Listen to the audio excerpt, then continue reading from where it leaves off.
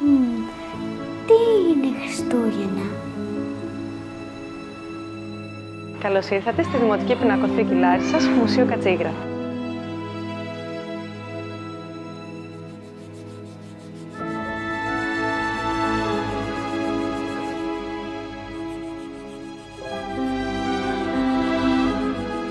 Γεια σου. Γεια. Πώς σε λέτε? Νεφέλ. Εσένα? Εμένα με λένε Ιωάννα. Κυρία Ιωάννα, ξέρετε τι είναι τα Χριστούγεννα? Γιατί προσπαθώ να τα ζωγραφίσω και δεν ξέρω. Αχ, Νεφέλη, πόσο δίκιο έχεις.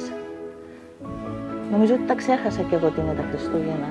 Έχω όμως κάποιους φίλους που νομίζω ότι μπορούν να μας βοηθήσουν να θυμηθούμε, να μάθουμε ξανά τι είναι τα Χριστούγεννα. Θέλεις? Ναι. Πάμε?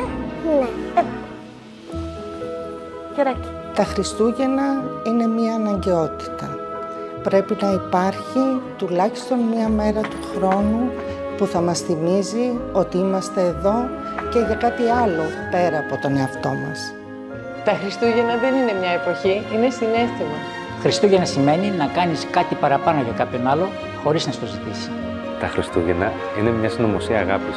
Χριστούγεννα είναι να αγκαλιάζω τα εγγόνια μου, αλλά και το ξεχασμένο παιδί μέσα μου. Χριστούγεννα ήταν και είναι η αγάπη για τους άλλους. Αν το σκεφτούμε όμως λιγάκι παραπάνω, γιατί άραγε πρέπει να περιμένουμε μέχρι τα Χριστούγεννα για να το κάνουμε αυτό? Ο μόνος τυφλός άνθρωπος στην εποχή των Χριστουγέννων είναι αυτός που δεν έχει τα Χριστούγεννα μέσα στην καρδιά του. Χριστούγεννα είναι η αγάπη εν δράση. Κάθε φορά που αγαπάμε, κάθε φορά που δίνουμε, είναι Χριστούγεννα. Αυτός που δεν έχει τα Χριστούγεννα στην καρδιά του, ποτέ δεν θα τα βρει κάτω από ένα δέντρο. Χριστούγεννα είναι μια μέρα μνήμης. Μια μέρα που της αξίζει να θυμόμαστε όλα αυτά που μας κάναν αυτό που είμαστε σήμερα και όλους αυτούς που αγαπήσαμε, όλους όσους μας αγαπήσανε, ακόμη και αν δεν είναι πια σήμερα εδώ. Χριστούγεννα είναι η τρυφερότητα για το παρελθόν, το θάρρος για το παρόν και η ελπίδα για το μέλλον.